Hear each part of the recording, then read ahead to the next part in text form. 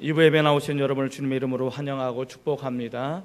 하나님께서 예배하신 놀라운 은혜와 축복을 받아 누리시는 귀한 시간이 되시기를 소망합니다.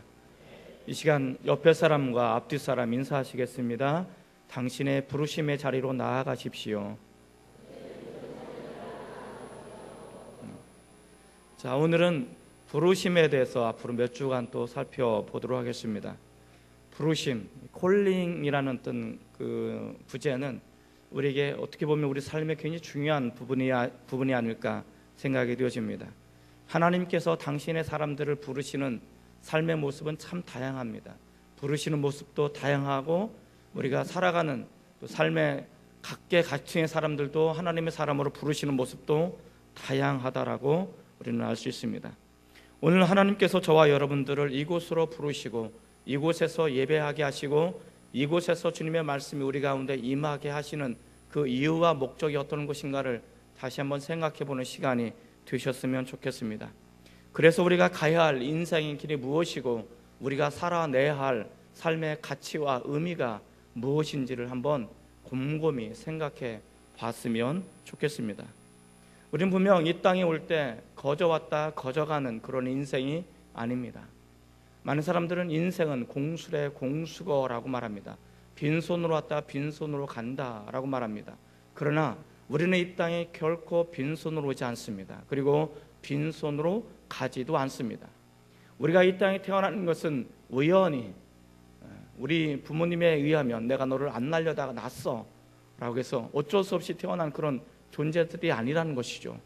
우리는 이 땅에 하나님의 계획과 섭리 가운데 우리가 이 땅에 보내졌고 그리고 이 땅에 우리를 보내주셨을 때 우리가 갖게 되어질 부르심, 우리가 감당해야 될 그 사명, 또 우리에게 주신 달란트를 가지고 우리가 살아가기를 소망하는 우리 주님의 기대가 있음을 우리는 알게 되어집니다.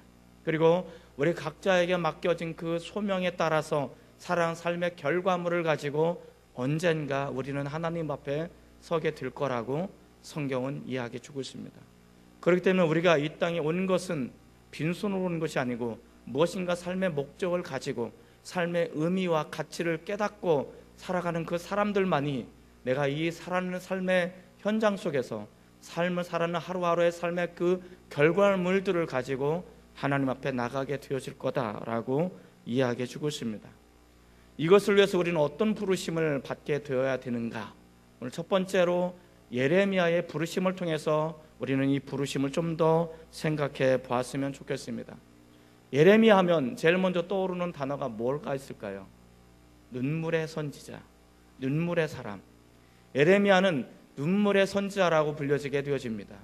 메시지를 전할 때 눈물을 가지고 전했던 그 사람.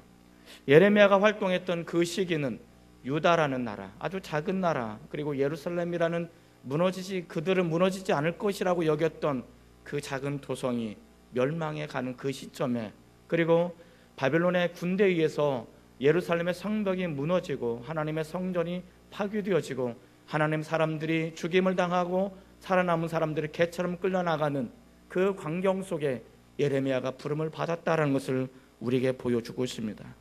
분명 이 부르는 시대, 그리고 어떻게 보면 많은 사람들이 실망할 수밖에 없고 절망할 수밖에 없는 그런 시대에 예레미야를 하나님께서는 부르셨다.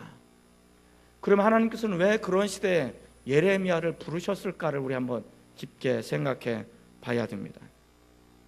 우리는 이 예레미야의 부르심을 통해서 하나님께서 그를 통해 이루시고 싶은 삶의 목적이 무엇인가를 우리는 알게 될 것입니다. 예레미야가 살았던 그 마지막 나라의 멸망의 그 시기, 그리고 그의 눈앞에 보여질 때 많은 사람들이 죽임을 당하고 성벽이 무너지고 성전이 파괴되어지는 그것을 목도하는 그 예레미야, 그리고 많은 사람들이 포로로 끌려가는 그 와중 속에 놓여져 있을 때 그 시대에 하나님의 말씀을 가지고 그들에게 무엇인가 전해야만 했던 이 예레미야, 그 상황 속에 그가 전할 수 있었던 메시지는 무엇이었을까? 그들에게 나라가 멸망할 수밖에 없다라고 전할 수밖에 없는 예레미야의 심정을 누가 이해하나 했을 수 있을까? 그리고 나라가 기울었고 나라가 망하고 포로로 끌려간 그 사람들에게 무엇을 전해줘야만 했을까? 바로 그 고난의 현장 가운데 그 고난의 삶 가운데 그들이 그 고난을 견뎌내야만 하는 이유가 무엇인지를 전해줄 메시지가 그에게 주어진 사명이었다는 것을 우리는 알 수 있습니다.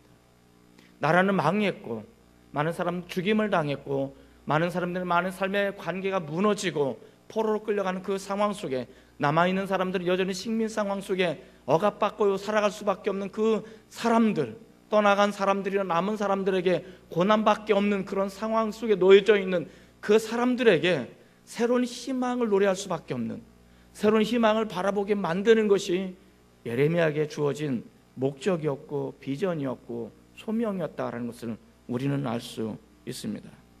우리는 이와 같은 이 삶의 자리에 이 예레미야를 통해서 하나님께서는 우리를 이 땅 이곳에 이런 시대에 우리를 태어나게 만드셨고 이 시대를 살아가게 만드신 이유가 무엇일까? 우리 한번 생각해 봐야 됩니다. 우리 삶이 아무리 힘들고 어려워도 내가 하나님의 사람으로, 내가 하나님의 백성으로 무너지지 말아야 될 것은 어떤 것인가 고민해 봐야 될 것입니다. 우리의 건강이 무너질 수도 있습니다. 그리고 우리가 가지고 있는 가정이 무너질 수도 있습니다.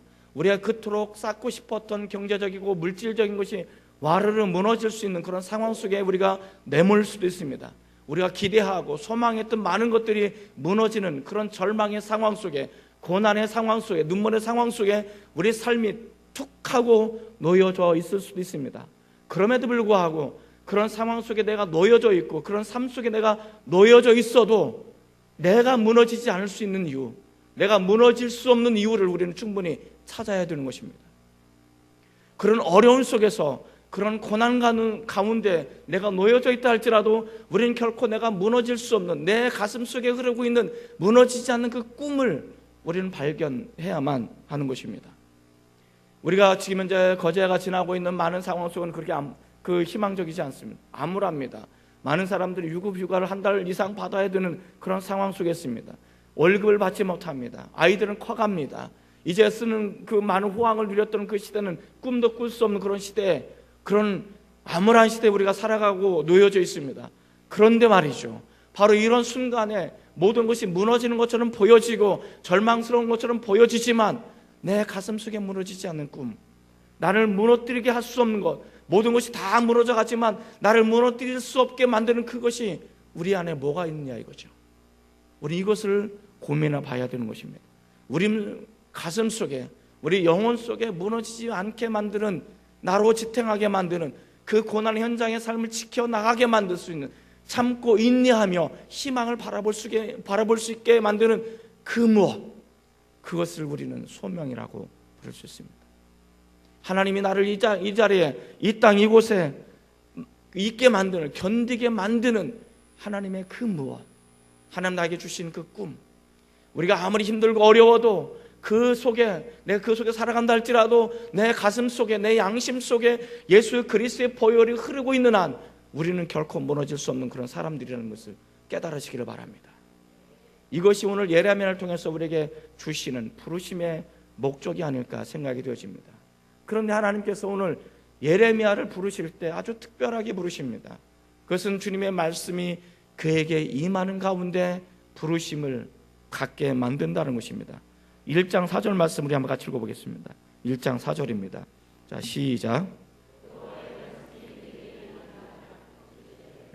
여호와의 말씀이 내게 임하. 하나님의 말씀이 예레미야에게 임하게 되어질 때 어떤 일들이 일어나게 되어질까?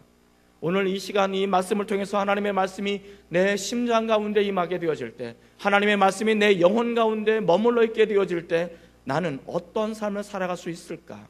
어떤 것을 깨달을 수 있을까? 오늘 이 말씀을 우리가 중심으로 살펴보았으면 좋겠습니다. 하나님의 말씀이 예레미야에게 임하게 되어질 때 첫 번째 예레미야가 깨달을 수 있었던 것은 자신에게 주어진 소명을 발견하게 되었다는 것입니다. 한번 따라해 볼까요? 소명을 발견하게 됩니다. 예레미야에게 하나님의 말씀이 임하게 되어질 때 자신이 왜 살아가야 되는지, 자신의 삶의 목적이 무엇인지, 내 삶의 의미가 어떤 것인지를 분명하게 알 수 있었다는 것을 우리에게 이야기해 주고 있습니다. 1장 5절 말씀을 한번 같이 읽어보겠습니다. 1장 5절입니다. 자, 시작. 내가 너를 모태에 짓기 전에 너를 알았고 내가 배에서 나오기 전에 너를 성별하였고 너를 여러 나라의 선지자로 세웠노라 하시기로. 이 말씀은 예레미야를 부르실 때 그를 왜 세우셨는지, 그가 태어나기도 전에, 그가 부모의 뱃속에 만들어지기도 전에, 우리식으로 표현하면 이 우주가, 이 세상이 만들어지기도 전에 하나님께서는 예레미야를 아셨다라고 말합니다. 그리고 그가 엄마의 뱃속에서 출생하기 이전에 하나님께서는 그를 이미 구별하였다, 성별했다라고 말하고 있습니다. 그리고 태어난 그 예레미야를 내가 열국의 선지자로 세웠다라고 말합니다. 예레미야를 세 단어로 설명하고 있습니다. 내가 너를 알았고, 내가 너를 구별하였고, 내가 너를 세웠다라고 말합니다. 이것이 예레미야에게 주신 소명의 자리인 것입니다. 하나님께서 예레미야를 이미 태어나기도 전에 아셨다라고 말하고 있습니다. 그를 지으셨다라고 표현하고 있습니다. 그리고 그를 지으신 이유는 열국의 선지자로, 하나님의 사람으로 세움을 받기 위해서다라고 성경은 이야기해 주고 있습니다. 예레미야는 사실 처음부터 이 사실을 깨달았다는 게 아니에요. 예레미야는 아마 이렇게 생각했을 것입니다. 나는 참 불운한 사람이야. 왜 나라가 기울어지고 풍정등화와 같은 이 어려운 시기에 하나님은 나를 태어나게 만드셨을까? 왜 이 고난한 시대에 다윗과 같은, 솔몬과 같은, 여호사밧과 같은 그 유능한 시대, 부흥하는 시대, 중흥기에 나를 태어나게 하셨다면 내가 거뜬히 아름답게 하나님 앞에 예배하고 찬양할 수 있었을 텐데 왜 나라의 운명이 기울어지고 많은 사람들이 희망이 없다라고 불려지는 그 순간, 그 시간 나를 태어나게 만드셨고 나를 고생하게 만드신 이유가 뭘까? 예레미야는 몰랐던 거죠. 그런데 어느 한순간 하나님의 말씀이 그에게 임하기 시작합니다. 하나님의 말씀이 그에게 임하기 시작하고 하나님의 말씀이 그 안에 머물러 있게 되어지는 그 순간 예레미야는 깨달아가기 시작하는 것이죠. 하나님께서 나를 이 땅에 태어난 것은 내가 단순히 운이 없어서 재수가 없어서 이 땅에 태어난 것이 아니고 내가 만들어지기도 훨씬 이전에 하나님 나를 아셨구나. 그리고 내가 태어날 것은 이미 예견하셨구나라고 말합니다. 그리고 내가 엄마의 뱃속에서부터 하나님 나를 구별하셔서 하나님의 사람으로 세우셨다는 사실을 비로소 깨닫게 되어지는 것이죠. 이것이 예레미야가 느꼈던 모습이었습니다. 하나님의 말씀이 임하시면 그 전까지는 내가 잘 모르겠는데, 그 전까지 내 삶이 엉망이었는데 하나님의 말씀이 내 안에 머물러 있다 보니까 이 말씀을 통해서 깨우쳐지는, 깨달아지는 것이 뭐냐면 나의 나된 것은 하나님의 은혜였고 내가 태초 전에 하나님께서 나를 택하셨고 부르셨고 아셨다라는 사실을 우리에게 이야기해 주고 있습니다. 동일한 고백을 하는 사람이 또 하나 있습니다. 누굴까요? 사도 바울이라는 사람입니다. 바울의 백그라운드는 굉장히 좋습니다. 아주 잘난 사람입니다. 유능한 사람이고 지적인 엘리트 계층이고 또 혈통으로는 아주 탁월한 혈통입니다. 그리고 로마의 시민권을 보유할 만큼 그는 물질적으로 아주 넉넉하고 부유한 그런 사람이었습니다. 남부러울 게 없는 그런 사람이었죠. 그러나 그가 예수 그리스도를 만나기 전까지 자신이 왜 존재해야 하는지, 자신이 어떻게 살아가야 되는지, 자신의 삶의 목적이 무엇인지를 온전하게 깨닫을 수가 없었습니다. 그가 다메섹 도상에서 부활하신 예수님을 만나게 되어질 때, 하나님의 부르심을 받고 나서 하나님의 말씀이 계속 그에게 임하게 되어질 때 그는 깨닫기 시작하는 것입니다. 내가 하나님을 선택한 것이 아니라 하나님 나를 선택하셨다는 것입니다. 이 세상이 만들어지기 전에 우리 주님께서 나를 택하셨고 나를 부르셨고 하나님의 사람으로 세웠다는 것을 그는 고백하기 시작하는 것입니다. 저는 여기서 예정론을 결코 논하고 싶은 마음이 없습니다. 이건 예정론을 이야기하는 것이 아니기 때문에 그렇습니다. 하나님이 나를 부르신 이유, 나를 택하신 이유가 뭐냐 이거죠. 하나님이 나를 만드셨고 나를 아셨고 나를 이 자리에 부르셨고 하나님의 거룩한 자녀로 삼으신 그 이유가 뭐냐 말이죠. 이것을 비로소 바울은 깨닫기 시작하는 것입니다. 그래서 그는 이방인을 위한 사도로 부르심을 받고 자신을 통해 수많은 이방인들이 주께 돌아와 하나님 앞에 예배하기 위해서 자신이 부름을 받았고 택함을 받았다는 엄연한 사실을 비로소 깨닫기 시작하는 것입니다. 저에게도 그런 비슷한 이야기가 있습니다. 내가 예수님을 만나기 전에는 나는 어떤 사람이었을까? 저는 예수님을 만나기 전에 이렇게 생각했습니다. 나는 참 재수없는 사람이고 불행한 사람이고 운이 없는 아이, 그렇게 생각했습니다. 왜냐하면 나는 왜 가난한 부모 밑에 태어났을까? 그래서 어렸을 때 생각하는 것은 이 부모는 내 진짜 부모가 아닐 거야, 이런 생각도 가졌던 거죠. 그런데 아무리 부인하고 싶어도 너무나 닮았어요. 부인할 수가 없는 거예요. 이 중고등학교 시절 지나면서 왜 이렇게 내가 하고 싶은 거 우리 부모님은 사주지도 못하시고, 내가 원하는 거 이루어주시지도 못하고, 내가 뭔가를 사고 싶고 그 책 한 권을 사고 싶어도 그렇게 학교를 안 가고 땡깡을 부려도 안 사주시는 이유가 뭘까? 가난했기 때문에 그런 거죠. 자, 그런데 그때는 내 자신이 정말 한탄스럽고 절망이었고 어려움이었습니다. 그런데 그분이 나에게 다가오셨습니다. 그분이 나에게 다가오셨고 그분의 말씀이 내게 임하기 시작할 때 하나님께서 나를 왜 부르셨는지, 내가 왜 하나님의 사람이 될 수밖에 없었는지 비로소 그것을 깨닫게 되어질 때, 내가 누구 부모 밑에서 태어나고 내가 어떤 환경에서 자라고 내가 어떤 모습으로 자라는 것도 중요하지만 그보다 더 중요한 것이 있다는 것을 비로소 깨닫기 시작하는 것입니다. 하나님은 내가 비록 이런 상황 속에 태어났다 할지라도 이미 나를 아신 분이라는 것입니다. 내가 그런 고단한 삶을 살아가는 그런 와중 속에 내가 놓여져 있다 할지라도 그분은 이미 나를 택하신 분이라는 것입니다. 하나님의 사람으로 나를 부르셨다는 사실을 내가 비로소 깨닫기 시작하는 것입니다. 하나님의 말씀이 내게 임하기 전에는 나는 불행한 사람이었습니다. 하나님의 말씀이 내 안에 머물러 있기 전에는 나는 누구보다도 세상 어떤 사람보다도 불행한 사람, 불행한 아이, 내 인생은 쫑난 인생이라고 생각했던 나였습니다. 그러나 하나님의 말씀이 내게 임하고 하나님의 말씀이 내 안에 머물러 있는 그 순간 나는 비로소 깨달았습니다. 내 인생은 가치 있는 인생이라고. 하나님 나를 택하셨다고, 하나님 나를 아셨다고, 하나님 그리고 나를 부르셨다고, 나를 구별하신 그 은혜가 얼마나 놀랍고 감사한지 저는 비로소 하나님의 말씀이 내 안에 머물러 있을 때 이것을 깨닫게 되어지는 것입니다. 사랑하는 성도 여러분, 하나님 여러분을 향해서 말씀하십니다. 내가 이 세상 만들어지기 전에, 이 세상이 태어나기도 전에 난 너를 알았어 라고 말씀하십니다. 그리고 내가 너를 지었고 내가 태중에 있을 때 내가 너를 구별하여 세웠고, 내가 이 땅 이곳에 비록 네가 힘들고 어렵지만 내가 너를 하나님의 사람으로 세워놓으라고 말씀하시는 것을 들으시기를 바랍니다.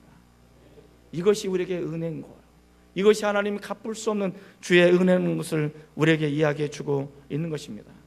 주님의 말씀이 내게 임하기 전에는 이걸 깨달을 수 없습니다. 그러나 주님의 말씀이 내게 임하게 되어질 때 내가 누구인지, 주님의 말씀이 내게 임하게 되어질 때 내가 어떤 소명을 갖게 되어지는지, 내가 어떤 삶의 가치와 목적을 향해 살아가야 되는지를 우리는 비로소 알게 되어집니다.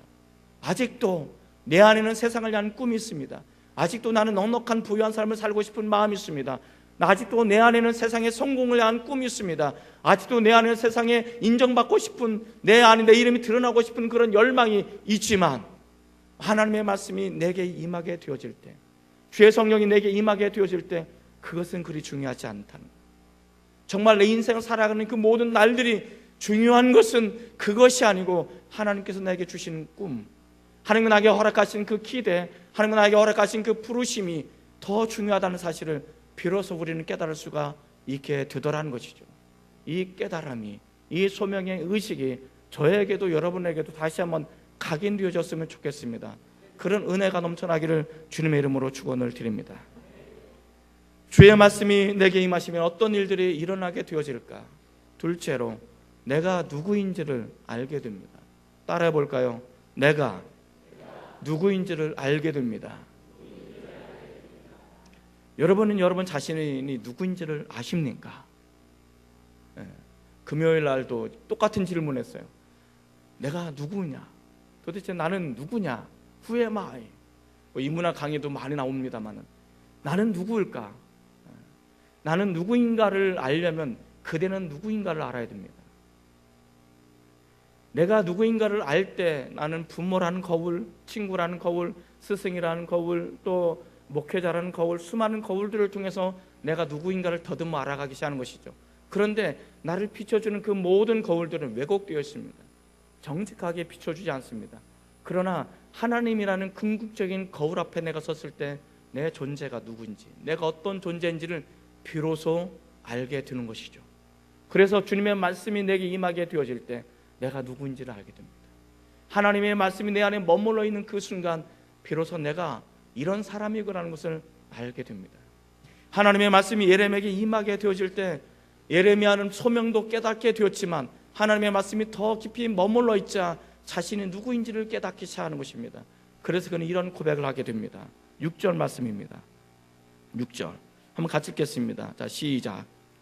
내가 이르되 슬프도소이다. 주 여호와여 보소서 나는 아이라 말할 줄을 알지 못하나이다 하니, 여기 보면 원문에 보면 슬프도소이다라는 단어를 라는 단어 탄식어로 씁니다.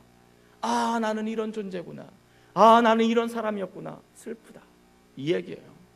하나님의 말씀이 그 앞에 머물러 있자, 자신이 하나님 앞에 서 있자, 하나님이라는 그 궁극적인 존재 앞에, 하나님이라는 그 전능하신 그 하나님 앞에 내가 놓여 있자, 하나님 내가 이런 존재였습니다라고 비로소 깨닫는 거죠.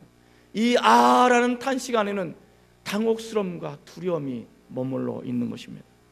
죄된 성품을 가지고 영원한 지옥불을 피할 수 없는 인간이 하나님 앞에 섰을 때 다가오는 그 두려움과 공포가 몰려오게 되는 것입니다.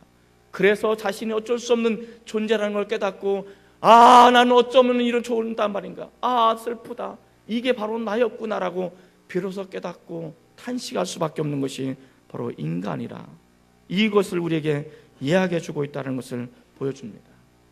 하나님의 말씀이 내게 임하기 전에는요, 저는 착한 사람인 줄 알았습니다. 지금도 제 맞박에 써 있죠. 착함. 그렇게 써 있어요.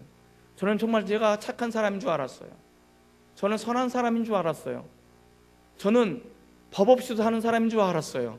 그런데 예수님의 말씀이 내 안에 머물기 시작하자, 하나님의 말씀이 내 안에 머물기 시작하자, 내 내면을 비추기 시작하는데 내 내면이 얼마나 시커먼지, 얼마나 세상의 욕망으로 가득 차 있는지, 얼마나 내가 세상에서 죄를 즐겨 하기를 원하는지를 비로소 깨닫기 시작한 거예요. 나는 착한데, 나는 착한 사람이라고 난 여겨왔는데, 나는 괜찮은 사람이라고 나름대로 인간성이 좋은 사람이라고 여겨왔는데, 하나님의 말씀이 내 안에 머물기 시작하자, 하나님의 말씀이 내 안에 머물기 시작하고 내 말씀을 비추기 시작하자 내 영적인 혼란함이 가중되기 시작합니다. 내 안에는 더러움이 가득한 거예요. 내 안에는 죄악이 가득한 거예요. 이 죄악으로 인해서 내가 이렇게 죽을 수밖에 없겠구나라는 것을 비로소 깨닫기 시작하는 거예요.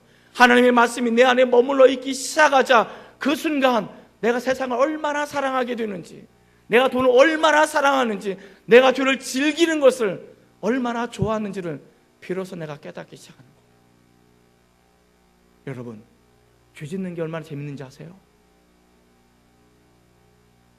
안 접어서 잘 모르시는군요. 죄 짓는 것은 정말 즐거운 거예요. 정말 신나요. 정말 재밌어요. 안 그래요? 나만 거룩하지 않은 것 같아. 죄 짓는 건 정말 신나는 일이에요. 재밌는 일이에요. 하나님 앞에 나가는 게 고역인 거예요. 사실은 하나님 앞에 서 있는 게 힘든 거예요. 이게 하나님 앞에 서 있는 게 즐거운 것 같은데 결코 그렇지 않아요. 오히려 반대로 세상에 나가서 놀고 즐기고 먹고 마시는 게 훨씬 더 즐겁지 않아요? 우리는 거룩한 사람이잖아요. 이게 우리는 겉모습은 착해 보이고 겉모습은 괜찮아 보이고 나는 그래도 나름대로 괜찮은 사람이라고 여겨왔는데 하나님의 말씀이 내 자신을 비추자, 이게 나였고 아무런 자격이 없는, 아무런 공로가 없는 정말 무력한 것이 나라는 것을 비로소 깨닫기 시작합니다. 그래서 예레미야는 고백합니다. 슬프다.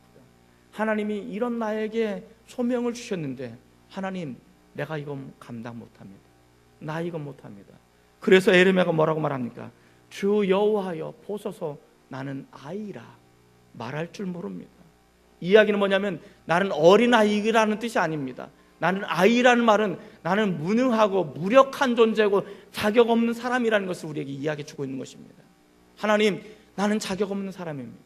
하나님, 나는 무력한 사람입니다. 내 안에 이게 죄가 가득한데, 내가 세상을 즐겨하는데, 죄를 즐겨하는 내가 어떻게 하나님의 사명을 감당할 수가 있겠습니까? 나는 못합니다. 이것이 예레미야가 고백할 수밖에 없었던 내용이다라는 것을 우리에게 보여주고 있는 것입니다. 죄악으로 인해서 자격이 없어지고 죄악으로 인해서 무력해질 수밖에 없는 자신의 모습을 발견하게 되어질 때 하나님, 나는 참 슬픕니다. 하나님께 나에게 기대를 가져주셨지만, 하나님 나에게 어떤 기대를 걸고 계시지만, 하나님, 나는 당신의 기대를 충족할 수 있는, 하나님의 기대를 충족시킬 수 있는 그런 존재가 되지 못합니다. 이게 바로 내 모습입니다. 이게 바로 나입니다 라고 고백할 수밖에 없는 것이 우리라 말이죠. 이것이 하나님의 말씀이 내 안에 머물게 되어질 때, 하나님은 어떤 사람을 사용하십니까? 나는 괜찮은 사람이고, 나는 많은 것을 배웠고, 나는 많은 훈련들을 했기 때문에 나는 얼마든지 쓰임을 받을 수 있는 이 오만하고 교만한 사람을 쓰지 않으십니다. 정말 하나님께 사용하시고 싶은 사람은 어떤 사람입니까? 나는 자격이 없다라고, 하나님의 말씀이 내게 임하고 나는 자신감이 있었는데 하나님의 말씀이 내게 임하고 보니까 정말 자격 없는 사람이 바로 나고, 하나님, 나를 떠나십시오, 나는 죄인입니다라고 고백하고 무릎을 꿇고 머리를 조아릴 수밖에 없는 그 사람, 하나님께서는 그 사람을 사용하신다는 것입니다. 이것이 하나님 앞에 머물러 있는 사람이라고 우리에게 이야기해 주고 있습니다. 그래서 내게 필요한 것은 하나님의 은혜밖에 없습니다. 그렇게 고백하시는 저와 여러분이 되시기를 주의 이름으로 축원을 드립니다. 마지막으로 주의 말씀이 내게 임하면 어떤 일들이 일어나게 되는 것일까? 우리가 순종의 자리로 나아갈 수 있게 됩니다. 한번 따라해 볼까요? 우리는 순종의 자리로 나아갈 수 있습니다. 7절과 8절 말씀을 한번 같이 읽어보도록 하겠습니다. 7절과 8절, 자, 시작. 여호와께서 내게 이르시되 너는 아이라 말하지 말고 내가 너를 누구에게 보내든지 너는 가며 내가 내게 무엇을 명령하든지 너는 말할지니라. 너는 그들 때문에 두려워하지 말라. 내가 너와 함께하여 너를 구원하리라. 나 여호와의 말이니라 하시고, 하나님께서 슬픔과 연약함 때문에 그 자리에 머물러 있을 수 없다라고 고백하는, 나는 무력하고 난 자격이 없다라고 말하는 그 예레미야에게 이렇게 말씀하십니다. 너는 아이라 말하지 말라. 너는 아이라 말하지 말라. 이 말은 굉장히 위로가 담겨져 있는 말입니다. 뭐라고 말하냐면, 너는 아이라고 말하지 말라는 이 말은 어떤 뜻이 담겨져 있습니까? 너가 너의 힘으로 하려고 하지 마라. 내가 할 것이다 라고 말합니다. 내가 너를 통해서 할 것이다 라고 말씀하고 있는 것입니다. 이것이 너는 아이라고 말하지 말라고 말하는 배경 속에 담겨져 있는 것입니다. 하나님은 말씀하십니다. 내가 너를 통해서 일하겠다는 것입니다. 내가 너의 모습을 통해서 위대한 일들을 감당하겠다라고 말씀하시는 것입니다. 내가 자격이 있어서, 내가 능력이 있어서, 내가 어떤 것이 충족이 되어서 나를 사용하시는 것이 아니라, 나는 아무런 자격도 없지만, 나는 무능하지만, 나는 연약하지만, 하나님께서는 분명하게 말씀하신 것이 무엇이냐면, 내가 너를 통해서 이 위대한 일들을 만들어 나가겠다고 말씀하시는 것입니다.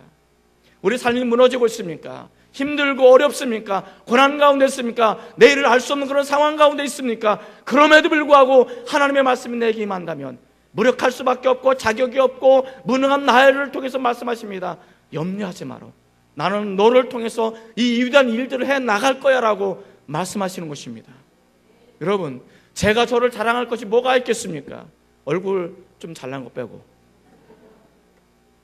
제가 자랑할 수 있는 게 뭐가 있겠습니까? 아무것도 없단 말이죠. 아무것도 없지만 하나님께서 말씀하십니다. 뭐라고 말씀하십니까? 내가 너를 통해서 이 위대한 일들을 만들어 나가겠다. 이 놀라운 일들을 내가 너를 통해서 만들어 나가겠다라고 말씀하시는 거예요. 이게 우리에게는 은혜예요. 여러분, 나는 할 수 없다라고, 나는 자격이 없다고, 나를 떠나소서라고 말할 수밖에 없는 그 사람들을 하나님께서 말씀하십니다. 그리고 뭐라고 말씀하십니까? 내가 너를 누구에게 보내든지 너는 가라는 것입니다. 내가 너에게 말하는 것을 말하라고 말하고 있습니다.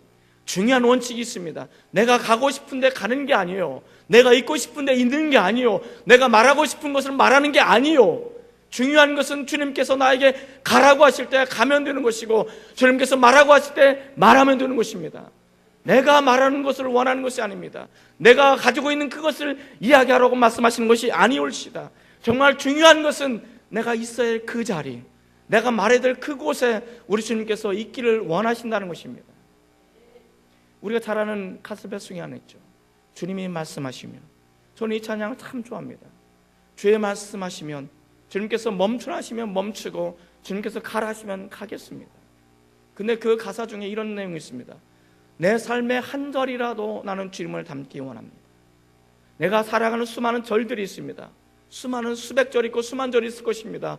그러나 수백 절 수만 절을 하나님을 실망시키고 하나님 앞에 정말 실패감을 안겨다 주고 하나님을 슬프게 하고 있지만, 그럼에도 불구하고 내가 수많은 살아가는 그 삶의 한 절이라도 나는 주님을 닮아가기 원합니다. 내 삶의 한 절이라도 주님께서 있기를 원하신 그곳에 내가 있기를 원하고, 주님께서 말씀하시라는 그것을 내가 말하기를 원합니다. 주님, 나를 사용해 주십시오. 이렇게 고백하는 것입니다.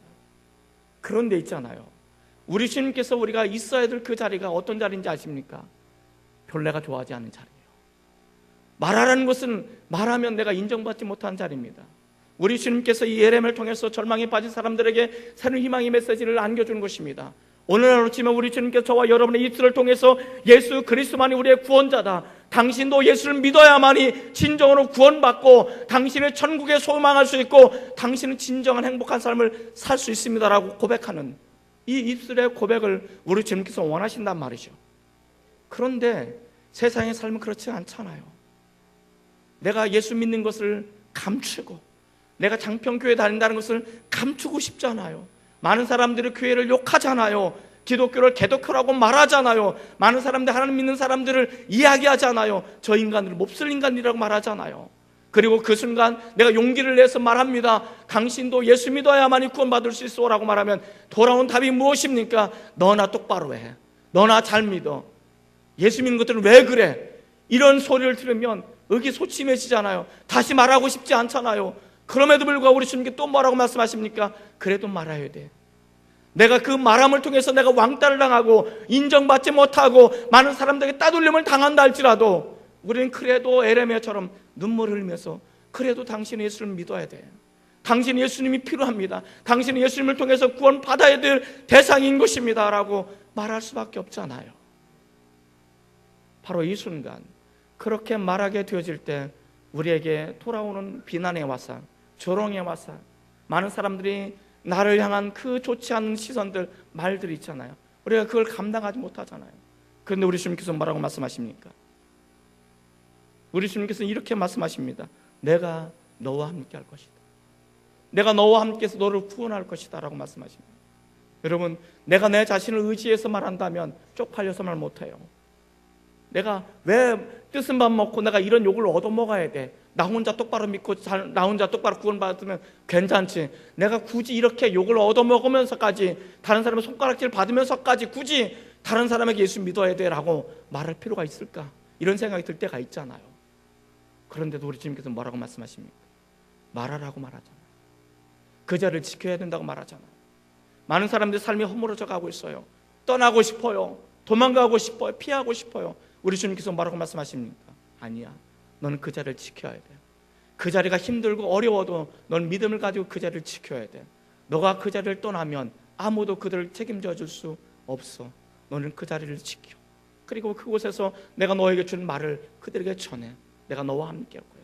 네가 어디로 가든지 어떤 자리에 있든지 무엇을 하든지 나는 너를 떠나지 않아. 너와 함께 할 거야. 난 너를 구원할 거야. 이 약속의 메시지를 가지고 기꺼이 순종의 자리로 나가시는 저나 여러분이 되셨으면 좋겠습니다. 그런 주님의 말씀이 우리 가운데 머물러 있기를 주님의 이름으로 축원을 드립니다. 기도하십시다.